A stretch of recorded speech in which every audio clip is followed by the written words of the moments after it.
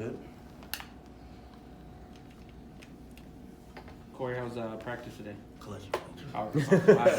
I knew it. I was thinking about yesterday. My bad. Kelechi, how's practice today? It was a good day. It was a good Wednesday.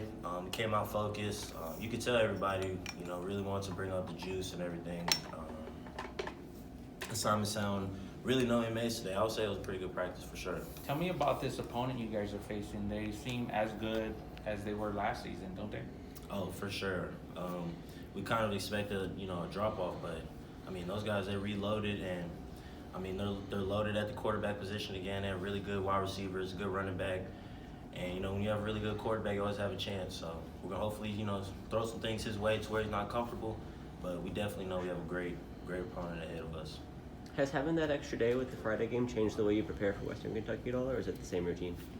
It's the same routine. We have more recovery days. We have a lot of guys banged up, so those extra days, just rest and treatment really paying off this week for sure. How'd you feel about the defensive performance overall last week? I would say bend but not break. We didn't just completely stone them and shut them out, but we played our brand of football, physical, just flying around. Some guys are going to miss some plays every now and then, but, after we miss a tackle, there's always a guy right there to come finish them up, and that's, that just goes down to effort. There's been a lot of change with Western Kentucky since the last time you faced them. How do you compare this year's group to the one that you faced last season? Are there big differences there? Scheme-wise, they're very similar. They were, one of the best offenses probably of all time last year, but there's not much drop-off. They're still explosive, offensive juggernaut, like to throw the ball around, spread the ball around, and get their guys the ball in space. Does the quarterback change anything for you guys? What Reed does versus what Zappy did last year? Are there differences there? Are they similar kind of players? Zapp? Yeah, there's definitely differences, but, at the end of the day, he's a great quarterback, and, he could fit it anywhere. We have to be vertically sound for sure, and if you leave anybody running scot-free open, he's going to hit them every time, so. When the scheme is pretty similar, how much can you benefit from the work you guys did last year? Does that make it easier to prepare for them again this time around?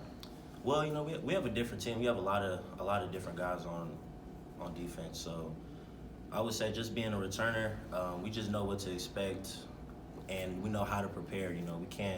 We can't let guys catch the ball in practice, because all that stuff will show up on Saturday, and that's what we're trying to preach to the new guys, the transfers, the freshmen. Just let them know, like, if anybody is a little bit open, they're gonna find them, every time.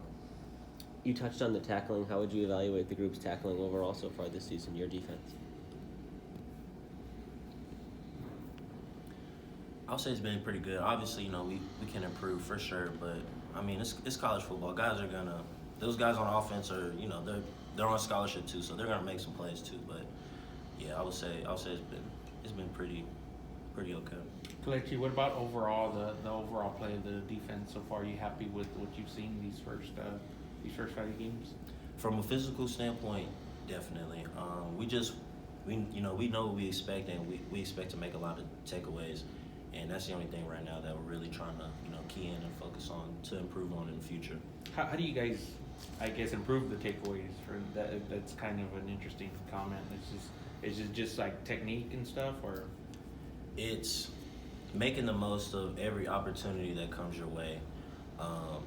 And then as far as fumbles and all that, that's just, when you're chasing the ball down, instead of just wrapping them up, throw a punch in there, just little things like that, and we'll work it in individual, or we'll have a takeaway circuit and stuff like that. You feel like the takeaways are coming for you guys, or? For sure. Definitely coming. Coach Traylor was explaining to us that for you guys as a defense, the first guy to the ball often is responsible for forcing the rusher or the receiver back towards the rest of the defense. He's cut the face, essentially. Can you tell me a little bit about your guys' philosophy when you're in pursuit, especially if you're the first guy to the ball? So if you're the first guy to the ball, it's kind of in a way, kind of like punt. Think of a gunner. A gunner, you don't want the gunner to slow down at all. You want him to just go in there and fly in, and that's kind of the way we're taught as well. Just go in, fly in. If you miss a tackle, force them to cut back inside, because everybody else is pursuing to the ball, running to the ball. They're going to be right there for you. And then if he doesn't cut in, it's just going to be a big hit on his outside shoulder, outside leg. What's the philosophy like for everybody else in pursuit once the first guy kind of forces that adjustment from the ball carrier to be there to make up and clean up the play? You know, what goes into that from the other perspective? So the only difference is the guy that's taking the shot, his angle is going to be to the guys outside. So no matter what, make the tackle or miss the tackle, the guy has to cut in. Everybody else that's in pursuit is looking to pin the hip. So, you know, you're running the angle to where you can pin the hip so he can't just keep cutting back on everybody. Coach Schrader said that like every coach he talks to after the game is impressed with the effort you guys put in on defense to make something like that work with the way you guys swarmed with the ball. Where do you guys find kind of, you know, the motivation or the fire to play with that much energy week to week? That's the standard. I mean, if you want to play, that's what we expect, and that's the only way you'll get on the field. And if you don't do it like that, then you won't get on the field. So that's just how it is, and that's how it always will be here. When it comes to the actual process of making the tackle, how much do you guys drill that or work on that in a given practice week? I know it's tough because you're not wanting to exert yourself too much physically.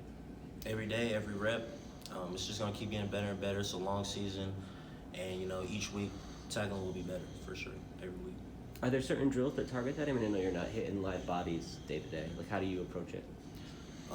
Approach it is just your angles. And even if, you know, you're not tackling, once you get there, you know, how you bend and, you know, press the hip and all that, it'll all translate to the game. Cool. All right, Coach. Thank you, Appreciate it. Coach. Thanks.